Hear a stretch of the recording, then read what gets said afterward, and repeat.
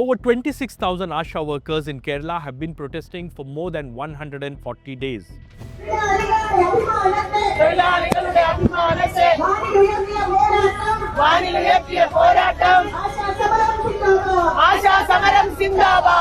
Their demand a fair wage, recognition and dignity. During COVID, they were hailed as heroes, and now they have been left in lurch.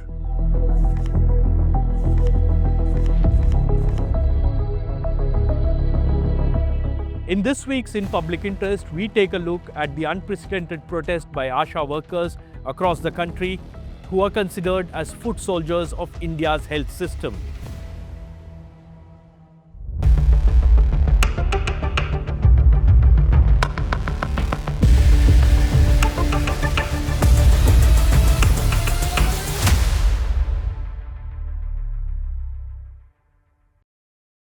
Before I get into the story, here is a quick reminder. Here at the News Minute, we have been covering stories that matter to you, from ban on bike taxis to loopholes in India's aviation industry.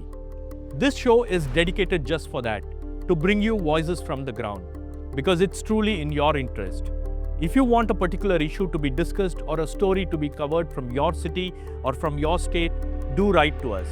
Remember, it's the viewer who is sponsoring it, not a political party or a corporate entity. So if you want to support us, scan this QR code or click the link in the description.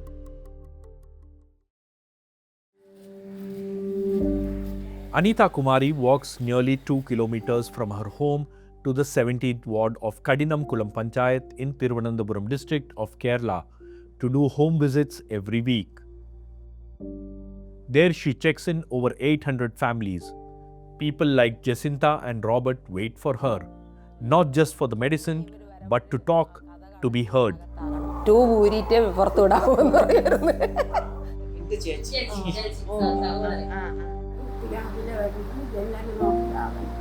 എൻ്റെ കൂടെ തന്നെ work ചെയ്യുന്ന ഒരു ASHA worker, 2 ASHA worker ഉണ്ടായിരുന്നു. ഒരാൾ 18-16 വർഷം ഈ മേഖലയിൽ വർക്ക് ചെയ്തു. ഇപ്പോൾ 2 വർഷത്തോളമായി ഷുഗർ വന്ന് മരണപ്പെട്ടു. 16 വർഷം ഈ ആരോഗ്യ മേഖലയ്ക്ക് വേണ്ടി, കേരളത്തിലെ ആരോഗ്യ പ്രവർത്തനത്തിന് വേണ്ടി എല്ലാ കാര്യങ്ങളിലും ഓടി നടന്ന ആൾ മരണപ്പെട്ടിട്ട് ഒരു ശവസംസ്കാര ചടങ്ങിന് പോലും ഒരു 5000 രൂപ കിട്ടാത്തൊരവസ്ഥ ഉണ്ടായി. ചോറൊക്കെ കഴിക്കണേ, പായൽ വെച്ചുകൊണ്ടിരിക്കല്ലേ, വെള്ളം കുടിക്കണം. And ASHA Workers, the final link in India's rural healthcare chain.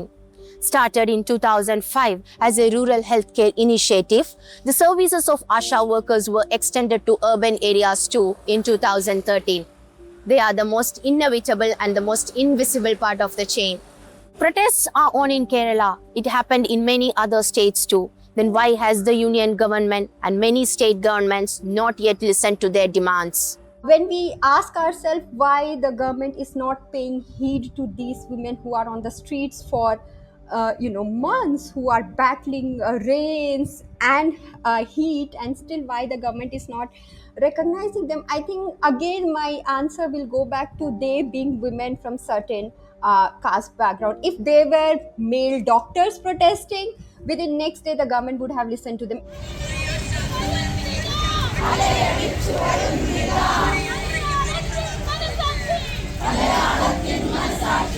The protest in Kerala began in February, sparked by unpaid dues and the fact that their demands did not find a mention in the state budget either. നമ്മൾക്ക് honorarium വർദ്ധിപ്പിക്കുക എന്നതായിരുന്നു നമ്മുടെ മെയിനായിട്ടുള്ള ആവശ്യം. പിന്നെ ഇത്രയും 18 വർഷം 17 വർഷമൊക്കെ ജോലി ചെയ്തിട്ട് 62 വയസ്സാകുമ്പം പിരിഞ്ഞു പോകുമ്പോൾ 1 രൂപ പോലും ഇല്ലാതെ നമ്മൾ ഇത്രയും നമ്മളെ ജീവിതം മൊത്തവും ഇതിനു വേണ്ടി കഷ്ടപ്പെട്ടിട്ട് 1 രൂപ പോലും ഇല്ലാതെ ഇറങ്ങി പോകണമെന്ന് പറഞ്ഞാൽ അതിൻ്റെതായ ബുദ്ധിമുട്ടാണ്. നമുക്ക് പെൻഷൻ എന്തായിരുന്നാലും അവർക്ക് തരാൻ പറ്റില്ല. അപ്പം വിരമിക്കലും ആനുകൂല്യമെങ്കിലും നമുക്ക് തന്ന് വിടണമെന്നുള്ള ഇതിലാണ് നമ്മളിങ്ങനെ ഒരു സമരമൊക്കെ മുന്നോട്ട് പോയത്. ASHA workers are paid honorariums by the state government and incentives by the union government, but nothing is uniform.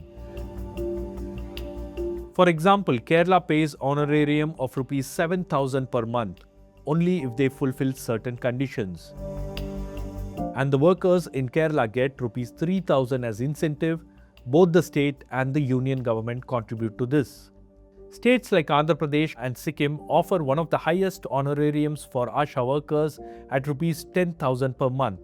Honorarium is way lower in states like Uttar Pradesh or Madhya Pradesh.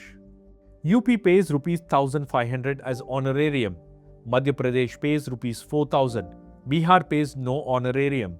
There is just an incentive which can range from rupees 3,000 to rupees 10,000. The problems of ASHA workers in each state is different. So are their demands. Kerala has India's one of highest minimum wage structures, ranging from rupees 700 to rupees 1,200 per day. But ASHA workers get less than rupees 250 per day.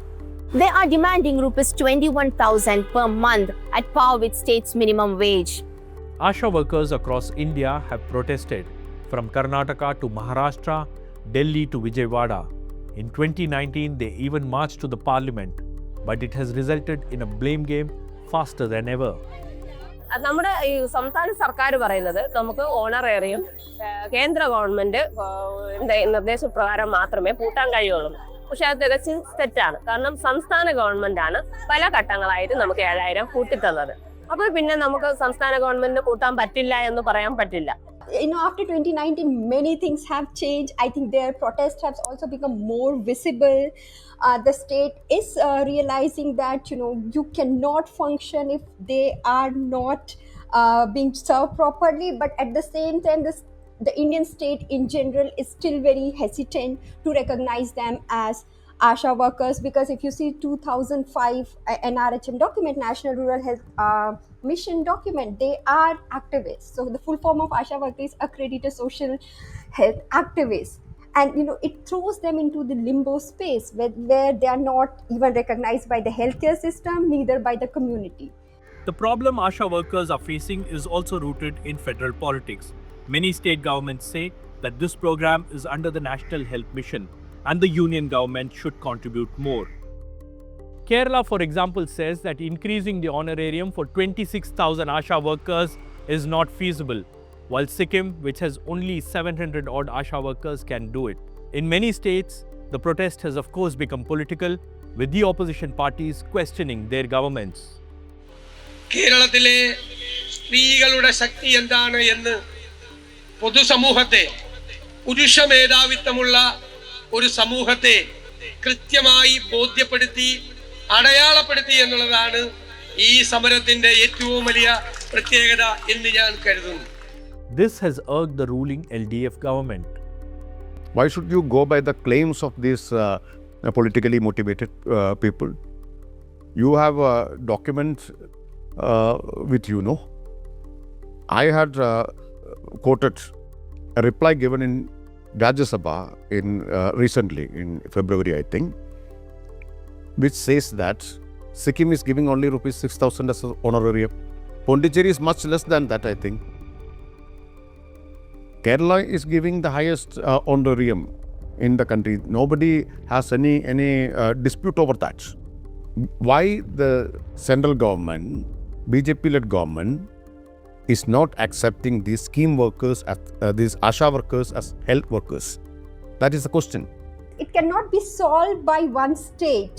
It has to be, there has to be major change in the way we think about care work, the way we think about voluntary work. So why do every time voluntary work has to be done by women, or voluntary work done by people from extremely marginalized section, right? So I think a larger discourse should happen at the policy level instead of us blaming one, either the center or the state.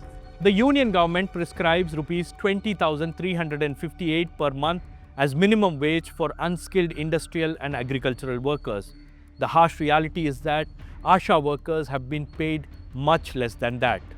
The main problem lies in the fact that ASHA workers are not classified as government employees. They are just mere volunteers. They have no pension, no fixed salary, just performance-based incentives. And these are our frontline workers who brought us glory during the pandemic by winning the WHO and the UN awards. And this is how they are being treated by our governments.